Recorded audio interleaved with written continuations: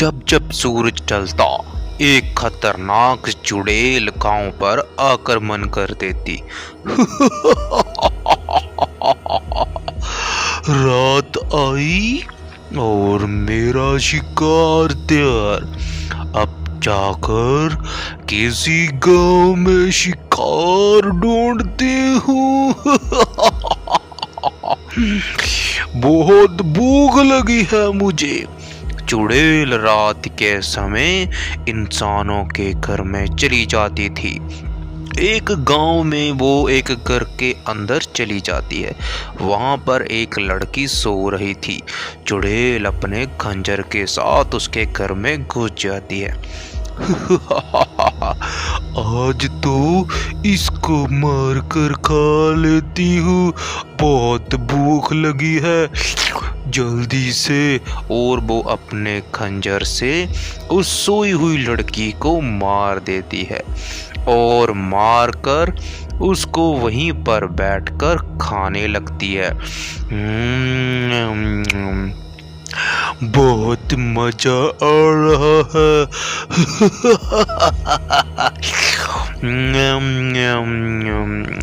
और वो खाकर उसका बाकी का शरीर बाहर फेंक देती है। सुबह गांव के लोग हैरान हो जाते हैं। अरे भाई, ये चुड़ैल ने तो बहुत दुखी कर लिया।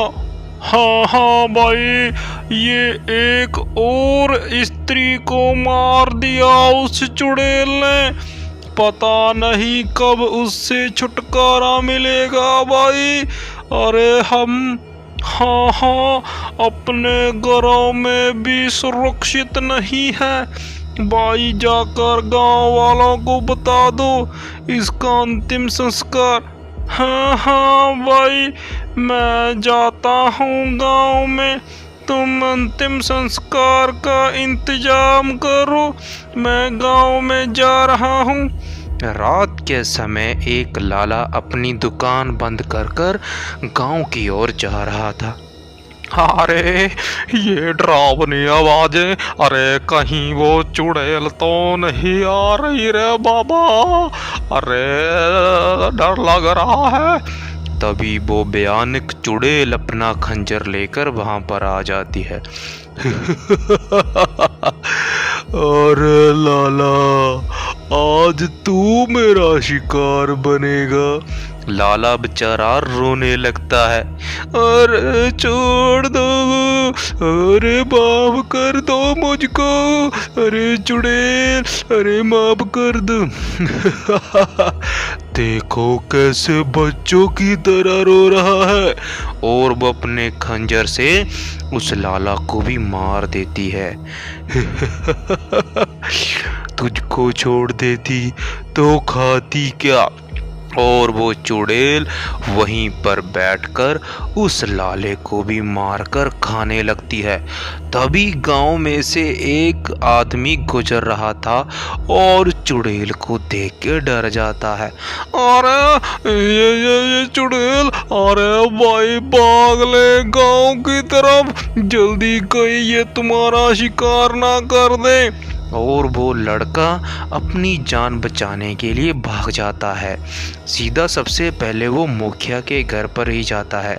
सुबह हुई ही थी, मुखिया चाय पी रहे थे और वो पूछते हैं, अरे क्या हुआ भाई, घबराए हुए क्यों हो, क्या फिर से चुड़ैल देख ली क्या। अरे आप तो सब कुछ पता होने के बावजूद कुछ क्यों नहीं कर रहे। अरे पहाड़ी बाबा की मदद लेते हैं मुखिया जी, वही हमारी मदद कर सकते हैं। अब और इंतजार नहीं, कितने लोग मर चुके हैं।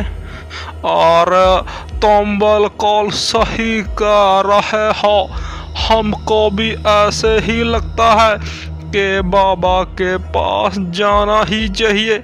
अरे तो भाई चलो ना, इसके बाद कब चलोगे, जब गांव खाली हो गया तब। जल्दी से चलो, आज ही चलते हैं हम दोनों। और वो दोनों पहाड़ी बाबा के पास मदद के लिए चले जाते हैं। केवल पहाड़ी बाबा ही थे जो उनकी मदद कर सकते थे। वो पहाड़ी बाबा के पास पहुंच जाते हैं। पहाड़ी बाबा गांव वालों को चिंता में देखकर हैरान हो जाते हैं। अरे बाबा जी, अब तो सिर से पानी ऊपर हो गया है, हमारी मदद कीजिए, दुष्ट चुड़ैल का आक्रमण बढ़ता जा रहा है। अरे बेटा, दुष्ट चुड़ैल वो कहाँ से आ गई? तुम लोग पहले क्यों नहीं आए? अरे बाबा, आने की कोशिश की, लेकिन वो चुड़ैल हमेशा किसी न किसी को मार देती थी। डर के मारे गांव से निकलना भी बंद हो गया था। तभी वहाँ पर राजू भी खड़ा होता है। हाँ बाबा जी, ये बिल्कुल सही कह रहे हैं, वो दुष्ट चुड़ैल बहुत ही खतरनाक है, आधे गांव को मारकर खा गई है। आप हमारी मदद कीजिए जितनी जल्दी हो सके, नहीं तो हम भी जान से हाथ धो बैठेंगे। अरे बच्चे, ऐसे कैसे? मैं चलता हूँ तुम्हारे साथ। गांव में यज्ञ करना होगा उस चुड़ैल को पकड़ने के लिए। तुम दोनों जाओ गांव की ओर, मैं यज्ञ की सामग्री लेकर पीछे पीछे गांव की ओर आ रहा हूँ। गांव का मुखिया और वो लड़का गांव की ओर चले जाते हैं और वो हवन की तैयारी और यज्ञ की तैयारी के लिए सामान लेने लगते हैं।